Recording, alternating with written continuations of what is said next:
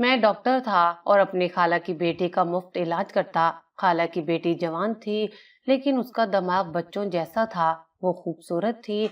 मैं उसके पागल होने का कई बार फायदा उठा चुका था, उसकी इज्जत लूट चुका था, किसी को पता भी ना चला था। एक बार अपने डॉक्टर दोस्त को साथ ले गया। जब हम दोनों अपना काम करके वहां से निकलने लगे, तो उसने मेरे हाथ में एक पर्ची थमा दी। जब बाहर आकर मैंने वो पर्ची खोलकर देखी, तो मेरे सर पर आसमान टूट पड़ा, क्योंकि मेरे माँ बाप फौत हो चुके थे और मुझे इस बात का बिल्कुल अंदाजा नहीं था कि रिश्ते क्या होते हैं और उनके साथ कैसा बर्ताव करना चाहिए। डॉक्टर बनने के बाद मैं अपनी जिंदगी में इस कदर मगन हो गया था कि मुझे कुछ होश ही ना रहा था।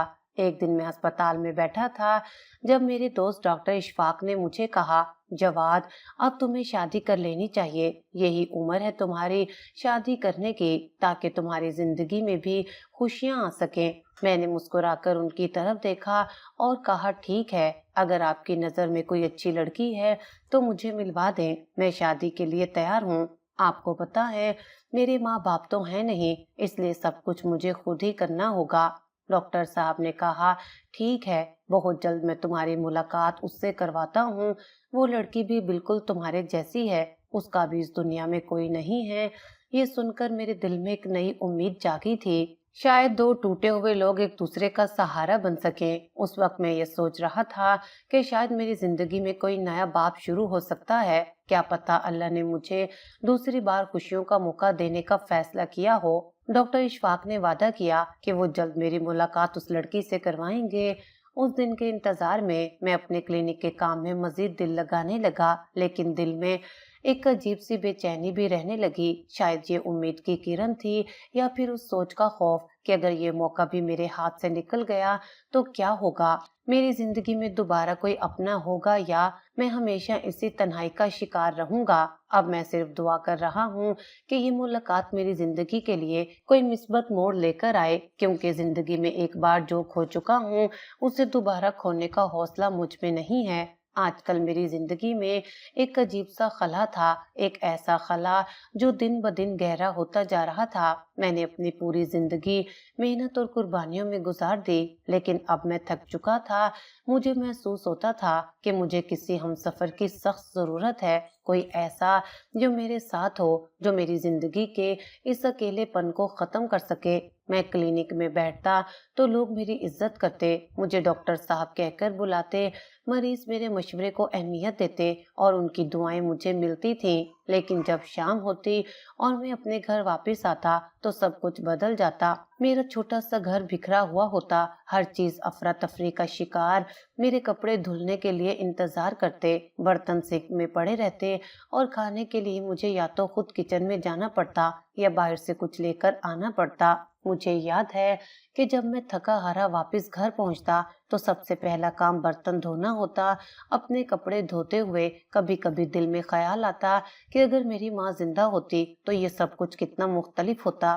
फिर खाने की फिक्र होती, कभी तो हिम्मत करके खुद कुछ बना लेता और कभी बाजार से कुछ खा लेता। लेकिन मैं डॉक्टर था और ये अच्छी तरह जानता था कि बाजारी खाने सेहत के लिए नुकसानदेह होते हैं। हर निवाले के साथ ये सोच मेरे दिल पर बोझ डालती कि ये मेरे लिए ठीक नहीं, लेकिन मेरे पास कोई और चारा नहीं था। ये सब करते हुए अक्सर दिल में ख्याल आता कि मेरी जिंदगी में अगर कोई शरीके हयात होती तो ये सब इतना मुश्किल ना होता। मुझे सिर्फ एक बीवी ही नहीं, बल्कि एक दोस्त, एक हम सफर की जरूरत थी। कोई ऐसी जो मेरी बातें सुने, मेरे दिन की कहानियों को समझे और मेरे साथ जिंदगी के छोटे बड़े लम्हात बांटे। एक ऐसा रिश्ता जिसमें सुकून हो, मोहब्बत हो और सबसे बढ़कर एक दूसरे की समझ हो। मेरे दिल में मियाँ बीवी के रिश्ते की एक खास अहमियत थी। मैं हमेशा से ये मानता था कि दुनिया के तमाम रिश्तों में सबसे खास रिश्ता यही है, क्योंकि इसमें एतमाद, मोहब्बत और कुर्बानी सब कुछ शामिल होता है। मर्द और औरत जब मियाँ बीवी के रिश्ते में बनते हैं तो वे एक दूसरे के लिए मुकम्मल बन जाते हैं। वो एक दूसरे के दुख दर्द, खुशियाँ और ख्वाहिशात बांटते हैं। मैं भी यही चाहता था। मुझे एक बीवी चाहिए थी, एक ऐसी औरत जो मेरी जिंदगी का हिस्सा बने और मेरे दिल के इस खाली गोशे को मोहब्बत से भर दे। मैं मानता हूँ कि आजकल मैं इन्हीं ख्यालात में गुम रहता था। यूं कहना शायद ज्यादा मुनासिब होगा कि मैं शादी के लिए तड़प रहा था। میری یہ خواہش صرف تنہائی سے بھاگنے کی نہیں تھی بلکہ ایک اچھی اور پاکیزہ زندگی گزارنے کی تمنا تھی۔ میری نیت میں کوئی برائی نہیں تھی، میں اکیلا تھا اور یہ اکیلا پن مجھے اندر سے توڑ رہا تھا۔ مجھے کسی کا ساتھ چاہیے تھا، کوئی ایسا جس کے ساتھ میں اپنی زندگی کے اچھے اور برے لمحات بانٹ سکوں۔ میں جانتا تھا کہ یہ خواہش صرف میری زندگی کو بہتر بنانے کے لیے تھی اور میں دعا کرتا تھا کہ اللہ میری اس خواہش کو پورا کرے۔ میرے تمام دوستوں کی شادیاں ہو چکی تھیں اور یہ وہ بات تھی جو مجھے اکثر اکیلا پن محسوس کرواتی تھی۔ کلینک میں جب ہم اکٹھے بیٹھتے تو ان کی باتوں کا محور اکثر ان کی بیویاں ہوتی تھیں۔ وہ کبھی زیادہ کھل کر تو بات نہیں کرتے تھے، لیکن پھر بھی ان کی گفتگو میں ان کی بیویوں کا ذکر آ ہی جاتا۔ کسی کی باتوں میں محبت جھلکتی تو کسی کی گفتگو سے ناراضگی کا اندازہ ہوتا۔ ایک دوست کہتا، آج میری بیوی نے بہت اچھا کھانا بنایا تھا، واقعی دل خوش ہو گیا۔ دوسرا کہتا، یار آج صبح سے میری بیوی مجھ سے ناراض ہے اور پورے دن سے بات تک نہیں کی۔ ان کی یہ چھوٹی چھوٹی باتیں میرے دل پر گہرا اثر ڈالتی تھیں۔ میں اکثر سوچتا کہ کاش میرے پاس بھی کوئی ہو جو مجھ سے ناراض ہو، مجھ سے لڑے اور پھر مان بھی جائے، کوئی ہو جو میرے لیے کھانا بنائے یا کم از کم میرے دن کی تھکن کو اپنے چند جملوں سے کم کر دے۔ ان کی باتیں سن کر میرے اندر بھی یہی خواہش بڑھنے لگی کہ میری زندگی میں بھی کوئی ایسا ہو، لیکن حقیقت یہ تھی کہ میری زندگی بالکل خالی تھی۔ نہ کوئی میرے لیے کھانے کا سوچنے والا تھا، نہ کوئی ایسا جو مجھ سے ناراض ہو سکے۔ میں نے خود کو مکمل طور پر اپنے کلینک کے کام میں مصروف کر لیا تھا کیونکہ گھر جانے کا دل ہی نہیں کرتا تھا۔ وہاں صرف ویرانی میرا انتظار کر رہی ہوتی تھی۔ کلینک میں وقت گزارنا ہی میری زندگی کا حصہ بن گیا تھا۔ آج بھی میں یہی کر رہا تھا، اپنے کام میں مصروف، دل میں ایک عجیب سی گھٹن لیے۔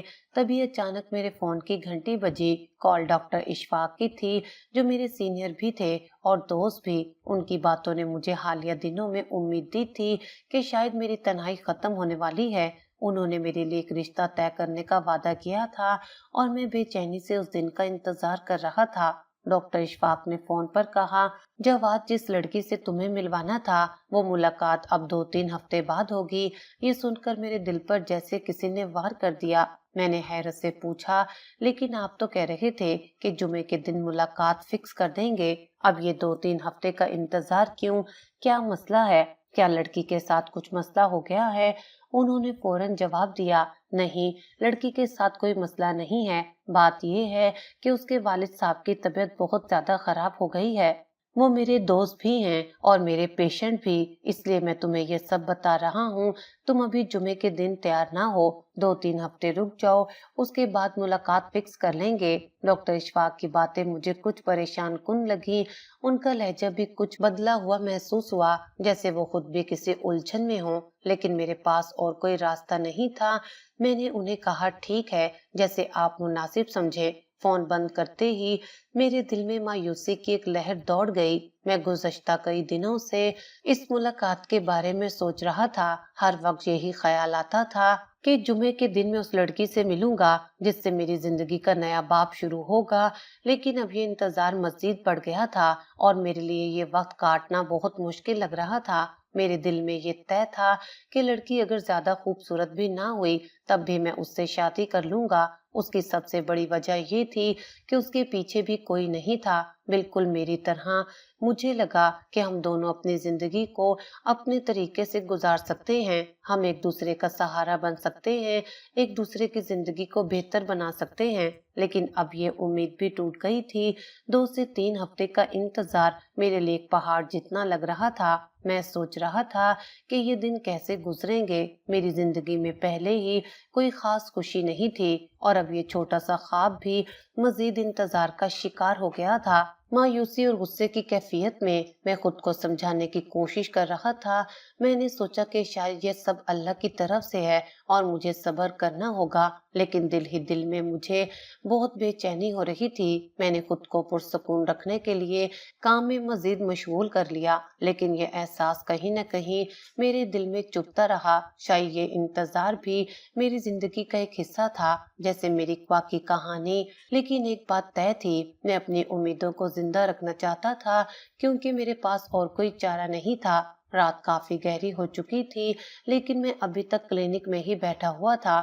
دل میں عجیب سی بے چینی تھی اور ذہن میں کئی خیالات گردش کر رہے تھے۔ میں نے سوچا کہ آج گھر نہیں جاؤں گا، گھر جا کر ہی کرنا ہی کیا تھا، وہاں پہنچ کر وہی معمول کے کام کرنا، اپنے کپڑے دھونا، برتن صاف کرنا یا پھر تھک کر سو جانا، یہ سب کچھ روزانہ کی طرح بے معنی لگنے لگا تھا۔ کلینک میں بیٹھے رہنے کا فیصلہ کر لیا، لیکن وقت جیسے تھم سا گیا تھا۔ اب تو مریض بھی آنے بند ہو چکے تھے اور میں اکیلا خاموشی سے اپنے خیالات میں گم تھا۔ میرے پاس گاڑی تھی اور جب بھی چاہتا گھر جا سکتا تھا، اس لیے کسی جلدی کی ضرورت محسوس نہیں ہو رہی تھی، لیکن اندر ہی اندر ایک خالی پن محسوس ہو رہا تھا، جیسے کچھ ہے جو مجھے بے چین کیے جا رہا ہے۔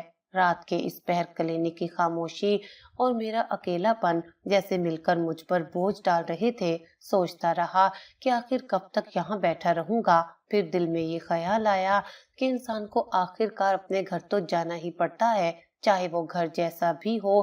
کاش میرا گھر ایسا ہوتا جس میں کوئی میرا انتظار کر رہا ہوتا، کوئی ایسی ہستی ہوتی جو میرے لیے رات گئی جاگ رہی ہوتی یا میرے لیے کھانے کا انتظام کر رہی ہوتی۔ اگر ایسا ہوتا تو شاید میں وقت سے پہلے گھر جانے کی کوشش کرتا، لیکن میری زندگی میں ایسا کچھ بھی نہیں تھا۔ اکیلے پن کا یہ احساس آج کچھ زیادہ ہی شدت اختیار کر گیا تھا۔ بالآخر میں نے گاڑی کی چابی اٹھائی اور کلینک کے دروازے کو لاک کر دیا۔ گاڑی میں بیٹھتے ہی ایک اور مسئلہ سامنے آیا۔ جس راستے سے مجھے جانا چاہیے تھا وہ بند تھا، وہاں کوئی ناکہ لگ چکا تھا اور اب مجھے دوسرا راستہ لینا پڑا۔ یہ راستہ لمبا اور سنسان تھا، علاقے میں اسے جنگل کے راستے کے نام سے جانا جاتا تھا۔ جنگل سے مراد درختوں سے بھرا ہوا کوئی گھنا جنگل نہیں، بلکہ ایک ایسا راستہ جہاں آبادی کا نام و نشان نہیں تھا۔ یہ راستہ ویسے تو زیادہ خطرناک نہیں تھا، لیکن رات کے وقت سنسان ہونے کی وجہ سے زیادہ لوگ اس سے گزرنے سے گریز کرتے تھے۔ کچھ دور دراز کی کالونیاں ضرور تھیں، لیکن وہ بھی ایک دوسرے سے کافی فاصلے پر تھیں۔ میں نے گاڑی کی رفتار کم رکھی، جلدی مجھے ویسے بھی نہیں تھی، کیونکہ گھر پہنچ کر بھی مجھے کسی خوشی یا رات کا سامنا نہیں کرنا تھا۔ چلتے چلتے ایک عجیب سا خیال ذہن میں آیا۔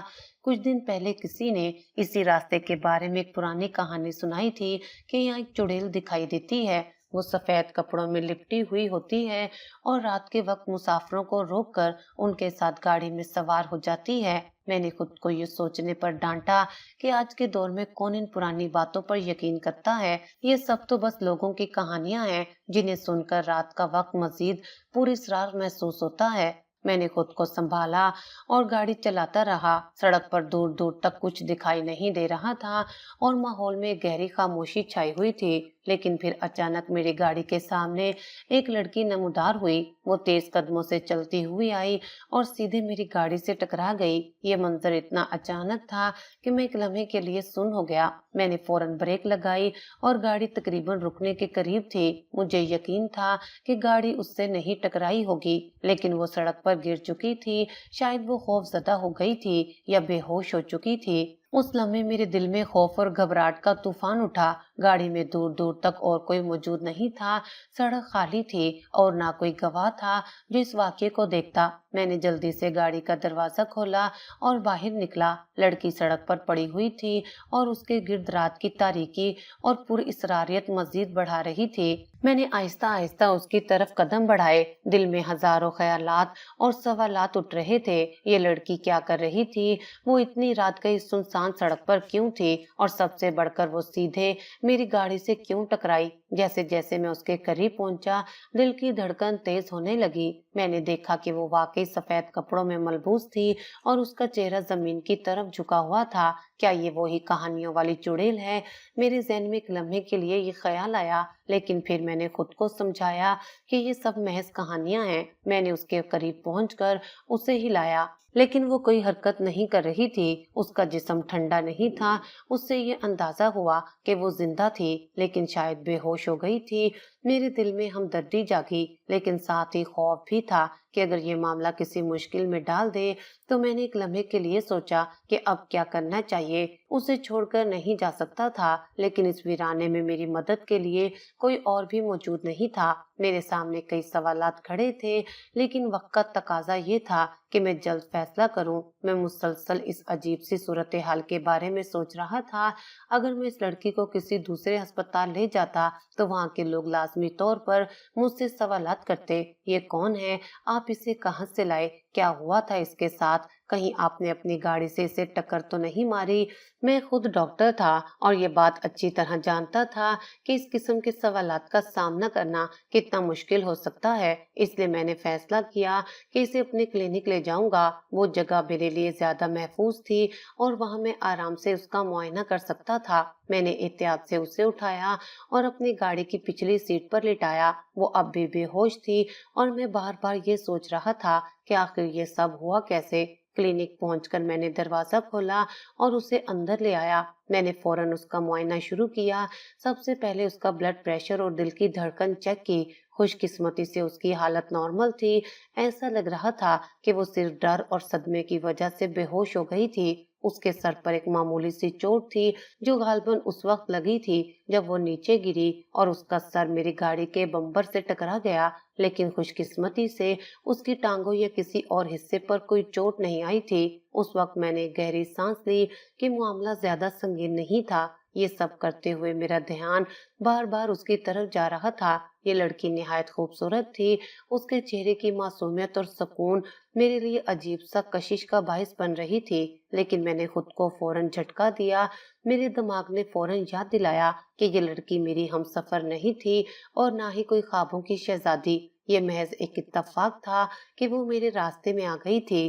खैर, मैंने उसे होश में लाने की कोशिश शुरू कर दी। कुछ देर बाद उसने आहिस्ता आहिस्ता आंखें खोली। जैसे ही उसने मुझे देखा, उसके चेहरे पर हैरत और तजस्सुस के तासुरात थे।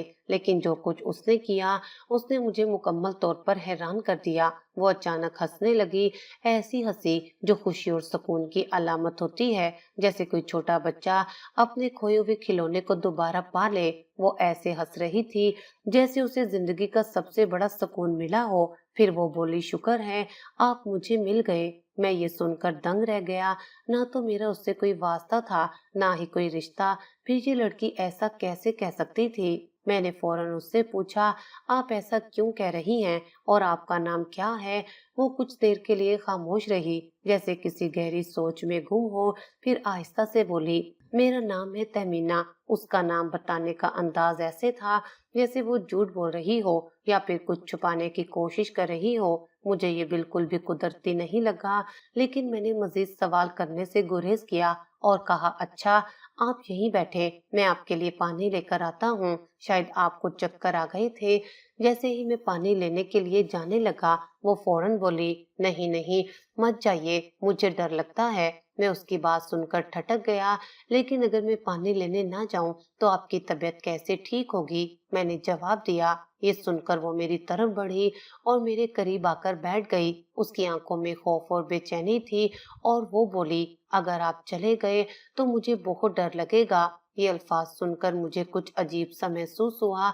वो इस तरह बात कर रही थी जैसे कोई छोटा बच्चा अपने वालिदैन से लिपट कर उनकी मौजूदगी का यकीन चाहता हो। उसका अंदाज निहायत मासूम और भरोसे से भरपूर था। मैं हैरत में पड़ गया। ये लड़की मेरे बारे में कुछ भी नहीं जानती थी और मैं भी इसे पहली बार देख रहा था। फिर भी इसका मुझ पर इतना भरोसा क्यों था? वो मेरे साथ इस तरह बात कर रही थी जैसे हम एक दूसरे को कई सालों से जानते हों। मैं खामोशी से उसे देख रहा था और वो अपने ख्यालात में गुम थी। मुझे उसकी हरकत बिल्कुल समझ नहीं आ रही थी। वो एक लम्हे में अजनबी लग रही थी और दूसरे लम्हे में जैसे वो मेरी जिंदगी का कोई अहम हिस्सा हो। मैंने खुद को संभालते हुए उससे कहा, देखें, आप आराम से बैठिए, मैं यही हूँ और कहीं नहीं जा रहा, लेकिन आपको पानी पीना चाहिए ताकि आपकी तबीयत बेहतर हो। उसने मेरी बात सुनकर इस बात में सर हिलाया, लेकिन उसकी आंखों में खौफ अब भी मौजूद था। मुझे अंदाजा हो रहा था कि वो किसी बड़ी जहनी परेशानी का शिकार है, लेकिन ये बात अभी तक वाज़ेह नहीं थी कि उसकी हालत ऐसी क्यों थी। मैंने दिल में तहैया किया कि उसके बारे में सब कुछ जानना होगा, लेकिन अभी उसका वक्त नहीं था। इस वक्त सिर्फ ये जरूरी था कि मैं उसे आराम और सुकून फराहम करूं। ये लड़की मुझसे कुछ ऐसे पेश आ रही थी जैसे मुझे बरसों से जानती हो। उसकी नजरें, बात करने का अंदाज और सबसे बढ़कर वो मासूमियत भरा एतमाद जो वो मुझ पर जाहिर कर रही थी, सब कुछ बहुत अजीब था। मैं उससे पहली बार मिला था, लेकिन उसकी गुफ्तगू में ऐसा तासुर था जैसे हम एक दूसरे के बहुत करीब हों। जब से वो होश में आई तो उसकी आंखों में हैरत के साथ एक अजीब सी अपनायत भी थी। उसने मुझे ऐसे देखा जैसे मैं कोई बहुत खास हूँ, जैसे मैं उसकी जिंदगी का अहम हिस्सा हूँ। पहले तो मैंने सोचा कि शायद ये सब सदमे या डर की वजह से हो रहा है, लेकिन जब वो मुझसे मजीद करीब होने लगी तो मुझे महसूस हुआ कि बात सिर्फ डर की नहीं थी। कुछ देर बाद वो अपने आप को संभालते हुए मेरे बिल्कुल करीब आकर बैठ गई। मैंने उसे जरा पीछे हटने का इशारा किया और नरमी से कहा, आप आराम से बैठें, मैं यही हूँ, आपको फिक्र करने की कोई जरूरत नहीं। लेकिन मेरी बात सुनकर उसने कुछ अजीब अंदाज में हंसना शुरू कर दिया। वो हंसी ना सिर्फ मासूम थी, बल्कि उसमें एक तरह की शर्म भी शामिल थी, जैसे कोई लड़की अपने मंगेतर से बात करते हुए शर्माती है।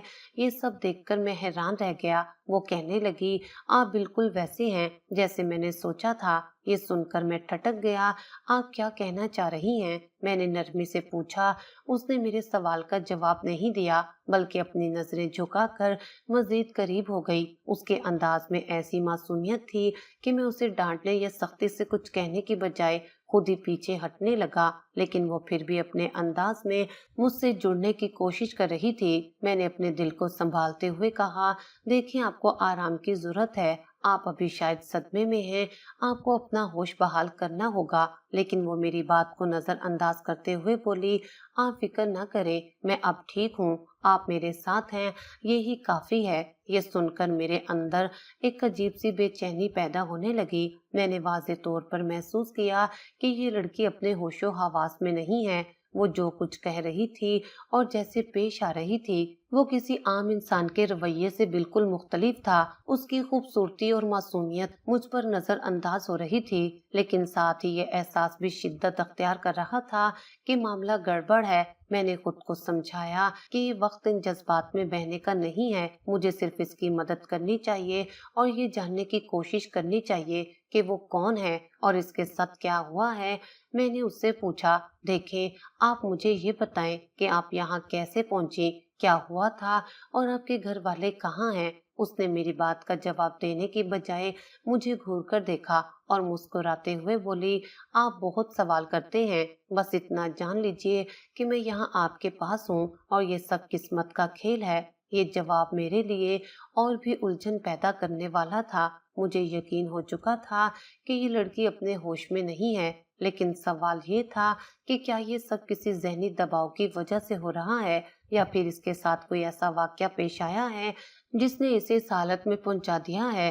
इसको मेरे इतने करीब नहीं आना चाहिए था और ना ही मुझे इसके इतने करीब जाना चाहिए था। तो वो हो गया जिसके होने का डर था। साथ ही मैंने उसे पानी में नींद की दवा भी मिलाकर पिला दी थी, ताकि जहाँ से उठाया था वहीं पे छोड़ आऊंगा। मैंने अपनी जिंदगी में बहुत सी गलतियां की होंगी, लेकिन उस रात जो कुछ हुआ शायद वो मेरी सबसे बड़ी गलती थी। मुझे उस लड़की से दूर ही रहना चाहिए था। मुझे उसे वहीं छोड़ देना चाहिए था जहाँ वो मुझे मिली थी। लेकिन उस वक्त मेरे दिमाग ने सही काम नहीं किया। मैंने खुद ही फैसला कर लिया कि मैं उसे अपने क्लिनिक ले आऊं और उसकी मदद करूं। ये फैसला उस वक्त सही लगा, लेकिन अब जब मैंने उसके हाथ में मौजूद चीज देखी तो मुझे एहसास हुआ कि मैंने क्या कर दिया है। वो बेहोश थी। मैंने खुद उसे बेहोशी की दवा दी थी ताकि वो आराम से रहे और कोई मसला ना हो। मेरे लिए ये सब कुछ संभालना बहुत मुश्किल हो रहा था। वो मुझसे अजीब रवैये के साथ पेश आ रही थी, जैसे वो मुझे बरसों से जानती हो, लेकिन उसकी हालत अब ऐसी थी कि मुझे लगा शायद उसे किसी माहिर मदद की जरूरत है। मैंने फैसला किया कि उसे वहीं छोड़ आऊं जहां से मैंने उसे उठाया था। ये सब कुछ मेरे लिए मजीद बोझ बनता जा रहा था। जब मैं उसे उठाने लगा तो मेरी नजर उसके हाथ की मुट्ठी पर पड़ी। पहले तो मैंने उसे नजरअंदाज किया, लेकिन फिर मुझे लगा कि कुछ न कुछ गैर मामूली है। उसकी मुट्ठी में कुछ दबा हुआ था, जैसे कोई छोटा सा कार्ड हो। बेहोशी की वजह से उसकी मुट्ठी ढीली हो गई थी और वो कार्ड आधा बाहर नजर आने लगा था। तजस्सुस के मारे मैंने उसके हाथ से वो कार्ड निकाल लिया और उसे गौर से देखने लगा। ये एक छोटा सा कार्ड था, जैसे किसी का शिनाख्ती कार्ड या राब्ता कार्ड की तरह, लेकिन उस पर जो लिखा था उसे पढ़कर मेरे जिस्म में झरझर सी दौड़ गई। उस कार्ड पर साफ लफ्जों में लिखा था, ये एक ज़हनी मरीजा है जो अपना ज़हनी तवाज़ुन खो चुकी है। ये कभी कहीं भी जा सकती है। अगर ये आपको मिले तो बराए करम इन 2 नंबरों में से किसी एक पर कॉल करें ताकि हम इसे वापस ले जा सकें। ये पढ़ते ही मेरे हाथ कांपने लगे। मैंने अपनी जिंदगी में कभी ऐसा महसूस नहीं किया था। ये लड़की, जिसे मैं बिल्कुल आम इंसान समझ रहा था, एक ज़हनी मरीजा थी। वो शायद खुद को भी सही नहीं समझ पा रही थी और मैं अपनी जगह शर्मिंदा हो रहा था कि मैंने इसकी हालत को समझने में कितनी गलती की। मैंने फौरन कार्ड को मजीद गौर से देखा। उस पर 2 नंबर लिखे हुए थे। जैसे ही मेरी नजर दूसरे नंबर पर पड़ी, मेरे दिल की धड़कन तेज हो गई। ये नंबर मेरे लिए बिल्कुल मानूस था। मैंने जल्दी से याद करने की कोशिश की कि ये नंबर किसका हो सकता है और अचानक मुझे याद आ गया, ये नंबर डॉक्टर इशफाक का था। डॉक्टर इशफाक, जो मेरे करीबी दोस्त और साथी डॉक्टर भी थे, उनका नंबर यहाँ देखकर मेरे कदमों तले से जमीन निकल गई। उस वक्त मुझे एहसास हुआ कि वो क्यों इतने परेशान थे। वो दिनों से जिस मसले का जिक्र कर रहे थे वो यही था। उनकी परेशानी की वजह यही लड़की थी। मैंने फौरन अपने फोन से नंबर डायल किया। दूसरी तरफ से इशफाक की आवाज आई, जो इंतहाई बेचैनी में थे। वो कहने लगे, जवाद, इस वक्त बात करना मुमकिन नहीं है। मैं बहुत परेशान हूँ, तुमसे बाद में बात करता हूँ। मैंने फौरन जवाब दिया, इशफाक, तुम्हारी परेशानी का हल मेरे पास है। ये सुनकर उनकी आवाज में उम्मीद की झलक आ गई। वो बोले, क्या मतलब? मैंने कहा, तुम जिस लड़की को ढूंढ रहे हो वो मेरे पास है। उनकी हैरत और खुशी दोनों उनकी आवाज से जाहिर हो रही थी। वो बोले, जवाद, तुम मजाक तो नहीं कर रहे? हमें 2 दिन हो गए हैं उसे ढूंढते हुए। हमने पुलिस को इत्तला दे दी है, लेकिन कुछ पता नहीं चल रहा था। ये लड़की कहाँ से मिली तुम्हें? मैंने उन्हें मुख्तसर तौर पर सारी बात बताई। वो फौरन बोले, अब मजीद कुछ मत कहो, उसे फौरन हमारे घर ले आओ। हम तुम्हारा शुक्रिया अदा करने का वक्त भी जाया नहीं करेंगे, बस जल्दी आ जाओ। मैंने गाड़ी की चाबी उठाई और लड़की को लेकर इशफाक के घर की तरफ रवाना हो गया। रास्ते में मेरे जहन में कई ख्यालात चल रहे थे। मैंने उस लड़की के साथ जो रवैया अख्तियार किया था उस पर मुझे बेहद शर्मिंदगी हो रही थी। वो एक जहनी मरीजा थी जो शायद अपनी हालत के बारे में भी कुछ नहीं जानती थी और मैं उसे गलत समझ बैठा था। जब मैं इशफाक के घर पहुंचा तो वो और उनका खानदान बाहर खड़े थे। जैसे ही मैंने लड़की को उनके हवाले किया, इशफाक की आंखों में शुक्रगुजारी के आंसू आ गए। वो बोले, ये मेरी कजन है जो बचपन से ही जहनी मसाइल का शिकार रही है। 2 दिन पहले घर से निकल गई थी और हमें समझ नहीं आ रहा था कि कहाँ जा सकती है। जवाद, तुमने जो किया है उसके लिए हम तुम्हारे हमेशा शुक्रगुजार रहेंगे। मैंने सर झुकाकर कहा, ये तो मेरा फर्ज था, बस आप इसे संभालें और इसकी हालत बेहतर बनाने की कोशिश करें। इशफाक बोले, हाँ, हमें ये करना ही होगा। ये बहुत मासूम है, लेकिन इसकी बीमारी ने हमारी जिंदगी को मुश्किल बना दिया है। ये कहते हुए उन्होंने लड़की को अंदर ले जाने का इशारा किया। मैंने गहरी सांस ली और वापस अपनी गाड़ी की तरफ बढ़ा। मेरे दिल में एक सुकून था कि मैंने कम से कम अपनी गलती सुधारने की कोशिश की, लेकिन उसके साथ ही एक बेहद शर्मिंदगी भी थी। उसे गलत समझा और अपने जज्बात को काबू में न रख सका कि मैंने एक मासूम जहनी मरीजा के साथ इतना वक्त गुजारा। उसे गलत समझा और अपने जज्बात को काबू में न रख सका। ये वाकया मेरी जिंदगी का एक ऐसा सबक बन गया जिसे मैं कभी भी नहीं भुला सकूंगा। मैंने जब उस लड़की को डॉक्टर इशफाक के हवाले किया तो उनके चेहरे पर जो सुकून और खुशी थी वो बयान से बाहर है। वो फौरन उसे संभाल कर अंदर ले गए और उसके लिए कमरे में एक आरामदेह जगह बनवा दी। मुझे लगा जैसे उन्होंने एक बहुत बड़ा बोझ अपने कंधों से उतार दिया हो। उन्होंने मुझसे पूछा, तुमने यकीनन इसका चेकअप कर लिया होगा, सब कुछ ठीक तो है? मैंने जवाब दिया, हाँ, सब ठीक है, लेकिन शायद ये किसी वजह से डर गई थी, इसलिए अपने होशो हवास में नहीं थी। डॉक्टर इशफाक ने गहरी सांस लेकर कहा, हाँ, इसके साथ बहुत पहले ऐसा होता रहा है। वो कभी कभार इस हालत में चली जाती है और फिर इसे संभालना मुश्किल हो जाता है। खैर, अब ये महफूज है। वो मुझे छोड़ने नहीं जा रहे थे, बल्कि इसरार करते हुए बोले, चलो बाहर बैठते हैं, मैं तुम्हारे लिए चाय बनवाता हूँ। हम दोनों बाहर लॉन में आकर बैठ गए। सर्दियों की खनक रात थी, लेकिन अंदर से मैं बेचैन था। ڈاکٹر اشفاق نے چائے کا کپ میرے سامنے رکھا اور مجھ سے مخاطب ہو کر کہنے لگے، جواد، ایک بات میں تمہیں کافی دنوں سے بتانا چاہ رہا تھا، لیکن تمہارے مصروف شیڈیول کی وجہ سے رہ گیا۔ یہ لڑکی جسے تم ابھی ہمارے پاس چھوڑ کر آئے ہو، وہی لڑکی ہے جس کے بارے میں نے تم سے کچھ وقت پہلے رشتے کی بات کی تھی۔ یہ سن کر میرے چائے کا کپ ہاتھ سے چھوٹتے چھوٹتے بچا۔ میں نے حیرانی سے ان کی طرف دیکھا جیسے وہ کوئی مذاق کر رہے ہوں، لیکن ان کا لہجہ اور چہرہ بالکل سنجیدہ تھا۔ انہوں نے بات جاری رکھی، یہی وہ لڑکی تھی، اور جب یہ اچانک غائب ہو گئی تو میں تمہیں کچھ بتانے کی حالت میں نہیں تھا۔ میں بہت پریشان تھا، سوچ رہا تھا کہ اگر یہ نہ ملی تو کیا ہوگا۔ میں نے اس وقت تم سے بات روک دی تھی اور سوچا کہ کچھ ہفتے بعد تم سے رابطہ کروں گا، لیکن تم خود اسے ہمارے گھر لے آئے۔ یہ بات سن کر میرے دل کی دھڑکن تیز ہو گئی۔ میرے ذہن میں وہ تمام لمحے گھومنے لگے جب میں نے اس کے ساتھ وقت گزارا تھا۔ میرے ہاتھ کانپنے لگے اور دل میں گناہ کا شدید احساس ہونے لگا۔ اگر یہ لڑکی وہی تھی جسے میرے محرم کے طور پر چنا گیا تھا تو میں نے اس کے ساتھ کیسا رویہ رکھا، میں نے اس کے ساتھ کتنا برا سلوک کیا۔ میری پریشانی صاف ظاہر ہو رہی تھی۔ اشفاق نے میری حالت کو محسوس کرتے ہوئے پوچھا، جواد، تم اتنے پریشان کیوں ہو؟ کیا بات ہے؟ میں نے گھبراہٹ میں جواب دیا، کچھ نہیں، بس یہ سب غیر متوقع تھا۔ وہ مسکرائے اور بولے، یہی سوچ رہے ہو کہ یہ تو ایک ذہنی مریضہ ہے؟ میں نے سر جھکا لیا اور وہ بات جاری رکھتے ہوئے بولے، دیکھو جواد، میں تمہیں اس کے بارے میں سب کچھ بتاتا ہوں۔ یہ بچپن سے ہی اس طرح کی نہیں تھی۔ اس کے ماں باپ کا رویہ اس کے ساتھ بہت برا تھا۔ وہ ہمیشہ آپس میں لڑتے رہتے تھے اور اپنی بیٹی کو بالکل نظر انداز کر دیتے تھے۔ پیار، توجہ اور محبت جو ایک بچے کا حق ہوتا ہے، اسے کبھی نہیں ملی۔ وہ اس طرح نظر انداز کیے جانے کی وجہ سے نفسیاتی طور پر متاثر ہو گئی اور اپنی معصومیت کھو بیٹھی۔ یہ بیچاری اسی لیے اس حال میں ہے۔ یہ سن کر میرے دل میں ایک ہمدردی کا احساس پیدا ہوا، لیکن ساتھ ہی میرا اندرونی اضطراب بڑھتا جا رہا تھا۔ ڈاکٹر اشفاق نے اپنی بات جاری رکھی، جواد، تمہاری زندگی میں بھی کوئی ایسا نہیں ہے جو تمہارے ساتھ ہو، نہ ماں باپ، نہ بہن بھائی۔ ایسے اکیلے لڑکے کو کوئی اپنی بیٹی دینے کو تیار نہیں ہوتا، لیکن تم سمجھدار ہو اور تم ایک ڈاکٹر ہو۔ تم نے اپنی زندگی کو اپنے لیے بہت مشکل بنا دیا ہے، لیکن یہ لڑکی تمہاری زندگی آسان کر سکتی ہے۔ میں نے ان کی بات کاٹتے ہوئے کہا، لیکن یہ تو بیمار ہے، اس کے لیے کسی ڈاکٹر کی ضرورت ہے، نہ کہ کسی شوہر کی۔ انہوں نے جواب دیا، بالکل، اس کا علاج جاری ہے، لیکن علاج کے ساتھ اسے محبت اور توجہ کی ضرورت ہے۔ یہ وہ چیز ہے جو اسے کبھی نہیں ملی۔ اگر تم اس کا خیال رکھو گے اور اسے محبت دو گے تو یہ بالکل ٹھیک ہو جائے گی۔ اس کی بیماری کا ایک بڑا حصہ نفسیاتی ہے جو صرف محبت اور تحفظ سے ٹھیک ہو سکتا ہے۔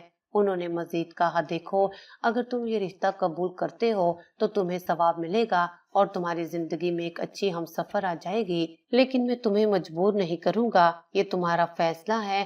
اگر تم سمجھتے ہو کہ تم اس کا خیال نہیں رکھ سکتے تو تمہیں اس کے لیے ہاں نہیں کرنی چاہیے، لیکن اگر تم نے ہاں کر دی تو یہ تمہاری بہت بڑی نیکی ہوگی۔ یہ بات سن کر میں چپ ہو گیا۔ میرے ذہن میں اس لڑکی کے معصوم چہرے اور اس کی بے بسی کی تصویر بار بار آ رہی تھی۔ کیا میں اس کے لیے کچھ کر سکتا تھا؟ کیا میں اس کے ساتھ وہ محبت اور توجہ دے سکتا تھا جس کی اسے ضرورت تھی؟ لیکن میرے اندر ایک گناہ کا احساس بھی تھا۔ میں نے اس کے ساتھ جو کیا، کیا وہ سب کچھ معاف ہو سکتا تھا؟ میں چپ بیٹھا رہا اور اشفاق نے میرا کندھا تھپ تھپاتے ہوئے کہا، جواد، جلد بازی میں کوئی فیصلہ نہ کرو، سوچو، وقت لو اور پھر فیصلہ کرو، لیکن یہ یاد رکھو، اس کا کوئی نہیں ہے اور تمہارا بھی کوئی نہیں ہے۔ شاید تم دونوں ایک دوسرے کی زندگی بدل سکتے ہو۔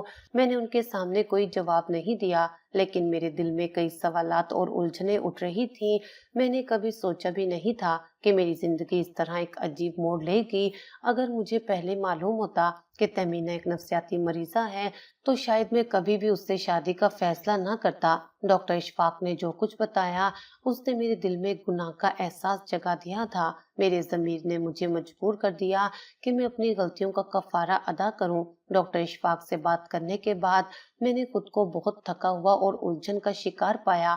ہر لمحہ یہ خیال ستاتا تھا کہ میں نے اس لڑکی کے ساتھ جو کیا وہ ناقابل معافی تھا، لیکن پھر میرے دل میں ایک آواز آئی، اگر تم نے اسے نقصان پہنچایا ہے تب اس کی زندگی سنوارنا تمہاری ذمہ داری ہے۔ میں نے ڈاکٹر اشفاق کو صاف صاف کہا، میں تہمینہ سے شادی کے لیے تیار ہوں۔ وہ خوش ہو گئے اور بولے کہ تمہارا بہت بڑا دل ہے جو تم نے یہ فیصلہ کیا، اللہ تمہیں اس کا اجر دے گا۔ انہوں نے فوراً انتظامات شروع کر دیے اور ایک ہفتے کے اندر اندر ہمارا نکاح کروا دیا گیا۔ نکاح کے وقت تہمینہ بالکل خاموش تھی، جیسے اسے کچھ سمجھ ہی نہ آ رہی ہو کہ کیا ہو رہا ہے۔ وہ کبھی کبھی ہلکا سا مسکراتی اور کبھی کسی گہری سوچ میں ڈوب جاتی۔ تہمینہ کو میرے گھر لایا گیا تو میں نے فوراً اس کی دیکھ بھال کے لیے ایک نرس کا انتظام کیا۔ شروع کے 6 ماہ بہت مشکل تھے۔ تہمینہ کو اپنی بیماری کی وجہ سے بہت زیادہ توجہ اور دیکھ بھال کی ضرورت تھی۔ وہ دوائیاں پہلے بھی لے رہی تھی، لیکن محبت اور تحفظ کی جو کمی تھی وہ میں نے پوری کرنے کی کوشش کی۔ اس کے مزاج میں عجیب باتیں تھیں، لیکن وہ کبھی کسی کو نقصان نہیں پہنچاتی تھی، نہ وہ چیختی تھی نہ غصہ کرتی تھی۔ کبھی کبھار وہ بچوں کی طرح ہنستی تھی اور کبھی اچانک رونے لگتی تھی۔ اس کی باتوں میں معصومیت اور ایک عجیب سی کشش تھی۔ وہ مجھ سے ایسے سوالات کرتی جیسے کسی بچے نے پہلی بار دنیا کو جاننے کی کوشش کی ہو۔ جواد، تمہیں لگتا ہے کہ ستارے ہمیں دیکھتے ہیں کیا؟ چاند بھی ہماری باتیں سنتا ہے؟ میں اس کی باتیں سن کر حیران ہوتا، لیکن اب مجھے اس کی ہر ادا اچھی لگنے لگی تھی۔ وہ آہستہ آہستہ ٹھیک ہونے لگی تھی۔ تہمینہ کی زندگی میں جو سب سے بڑی کمی تھی وہ محبت کی تھی۔ اس کے ماں باپ نے اسے کبھی وہ پیار نہیں دیا تھا جس کی اسے ضرورت تھی۔ میں نے اپنے اندر کے گناہ کے احساس کو ایک طاقت بنا کر اسے اپنی محبت دی۔ ہر لمحہ یہ کوشش کی کہ وہ خوش رہے، اس کے دل میں کسی بھی قسم کی کمی کا احساس نہ ہو۔ 6 مہینے بعد میں نے نرس کو گھر سے رخصت کر دیا۔ اب تہمینہ کافی حد تک اپنی دیکھ بھال خود کر سکتی تھی۔ وہ میرے ساتھ کھانا بناتی، باتیں کرتی اور کبھی کبھار شرارتیں بھی کرتی۔ وہ آہستہ آہستہ ایک نارمل زندگی کی طرح واپس آ رہی تھی۔ میں نے اس کی زندگی کو معمول پر لانے کے لیے بہت سی چھوٹی چھوٹی خوشیاں دینے کی کوشش کی۔ ہم دونوں پارک جایا کرتے تھے، سمندر کنارے چہل قدمی کرتے تھے اور کبھی کبھی دیر رات ستارے دیکھنے بیٹھ جاتے تھے۔ وہ ان لمحات میں بہت خوش ہوتی تھی۔ میری زندگی اب خوشگوار تھی، لیکن میرے دل کے کسی گوشے میں وہ رات اب بھی زندہ تھی۔ وہ رات جب میں نے اپنی انسانی حدود کو پار کر لیا تھا، میرے دل کو بار بار کچوکے لگاتی تھی، لیکن ہر بار جب میں تہمینہ کی معصوم مسکراہٹ دیکھتا، میرا دل کہتا شاید اللہ مجھے معاف کر دے گا۔ میں نے اپنی زندگی میں جو غلطی کی اسے سدھارنے کی ہر ممکن کوشش کی۔ میں نے تہمینہ کو ایک نئی زندگی دی اور بدلے میں اس نے مجھے سکون دیا۔ اب وہ میری بیوی تھی اور میں اس کے ساتھ ہنسی خوشی رہ رہا تھا۔